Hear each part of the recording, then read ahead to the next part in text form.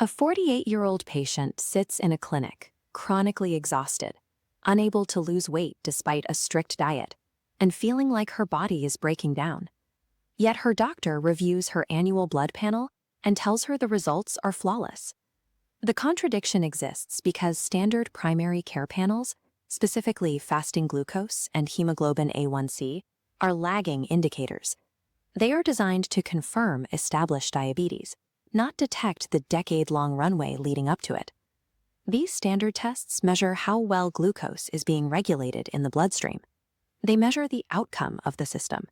They do not measure the mechanism creating that outcome, which is how hard the cellular machinery is working to keep that glucose regulated. This timeline charts the silent progression of insulin resistance. Notice the far left section, showing early insulin resistance beginning 10 or more years before a clinical diagnosis. Throughout this massive silent window, fasting glucose and A1C remain completely normal, while internal metabolic function steadily deteriorates. By the time fasting glucose or A1C shifts into the pre-diabetic range, the underlying pathology has typically been active for a decade. Waiting for an abnormal A1C to treat metabolic disease is like waiting for a house to collapse before acknowledging a termite infestation. The disease hides in plain sight through a biological insulinemia. As cells throughout the body become resistant to insulin signal, the pancreas compensates. It successfully defends normal blood sugar by pumping out 2 to 3 times the volume of insulin needed by a healthy person. Look at this relationship over time. The flat, stable line represents normal blood glucose. Beneath it, the exponentially rising line represents the pancreatic insulin output required to keep that glucose steady. The hypersecretion achieves its goal of keeping the glucose line flat. However, it floods the system with excess hormone, placing immense metabolic stress on virtually every organ in the body. To intercept metabolic decline, we must abandon outdated diagnostic thresholds. We have to bypass lagging glucose metrics and look directly at insulin levels and the physical symptoms they produce. In this compensatory phase, a normal blood sugar reading is not a sign of health. It is the fingerprint of an organ working itself to death to maintain homeostasis. Insulin is widely misunderstood as exclusively a blood sugar hormone. In reality, it is a pleiotropic anabolic hormone. It regulates growth, energy allocation, and fat storage across multiple tissues. When insulin resistance develops, it does not happen uniformly. The condition involves selective resistance, meaning the various intracellular signaling pathways fail at completely different rates. Inside skeletal muscle cells, toxic lipids physically impede insulin signaling, blocking glucose disposal. Concurrently, in adipose tissue, the fat storage pathway remains fiercely sensitive. Elevated insulin binds successfully, triggering a chemical padlock that traps fatty acids inside the cell. Compensatory hyperinsulinemia acts as a metabolic traffic cop. It actively directs incoming calories into fat storage while simultaneously blocking the exits. This explains why patients in a caloric deficit experience profound fatigue instead of fat loss.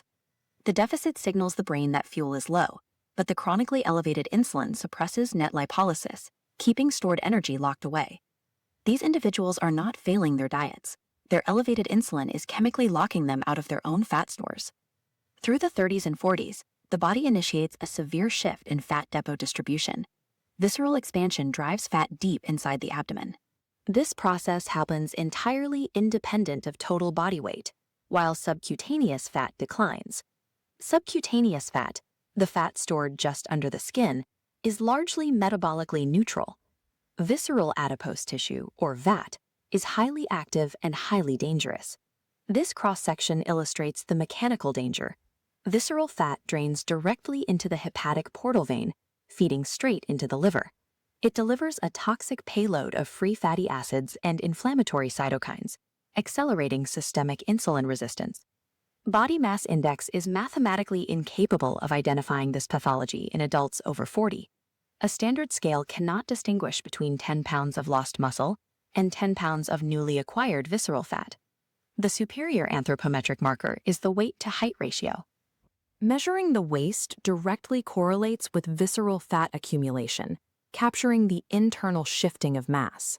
Where your fat sits dictates your metabolic destiny. A simple tape measure is vastly more diagnostic of early disease than a traditional scale.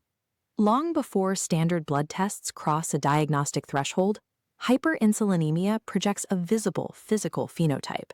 The body gives signals years in advance. The most common early symptom is severe post-meal fatigue, often presenting as a sudden energy crash around 2 in the afternoon, specifically after consuming carbohydrates. This data plot demonstrates the mechanism, a biphasic glucose response. An initial glucose spike is followed by a delayed, exaggerated insulin surge. The excessive insulin drags the glucose down into a deep trough, causing reactive hypoglycemia.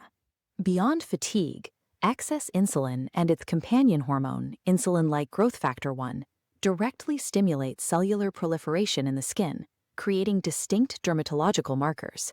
These present as acanthosis nigricans, velvety, hyperpigmented plaques typically found on the back of the neck or in the axillae, along with the sudden appearance of multiple skin tags. These are not random cosmetic signs of aging. They are the clinical alarms of a metabolic system operating under intense, continuous pressure. As patients enter their 40s, these distinct dysfunctions link together. They form a positive feedback loop that rapidly accelerates metabolic decline. Midlife brings a reduction in slow-wave deep sleep. This specific disruption elevates nocturnal cortisol levels, removing the body's nighttime metabolic recovery phase. This elevated cortisol directly impairs insulin signaling within skeletal muscle. Simultaneously, high densities of glucocorticoid receptors in visceral adipocytes mean cortisol drives further fat deposition. The expanding visceral fat then acts as its own endocrine organ. It utilizes local enzymes to produce its own cortisol, creating a closed, self-sustaining cycle of fat storage and hormone elevation. In women, the perimenopausal transition forces a sharp convergence. The decline in estrogen simultaneously accelerates muscle loss and promotes visceral fat redistribution, amplifying the entire cycle. Patients frequently report feeling like their metabolism broke overnight. It is the sudden, simultaneous amplification of multiple failing biological systems.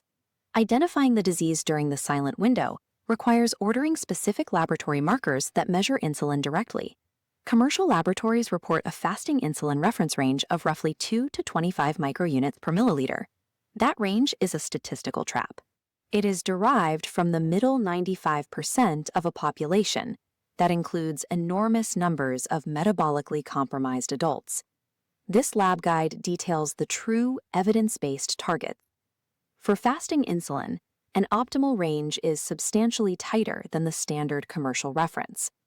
Optimal insulin sensitivity falls between 2 and 6. Anything between 16 and 25 indicates marked, severe insulin resistance, even though nearly every lab report will still flag it as completely normal. To corroborate this, look at the triglyceride-to-HDL ratio from a standard lipid panel.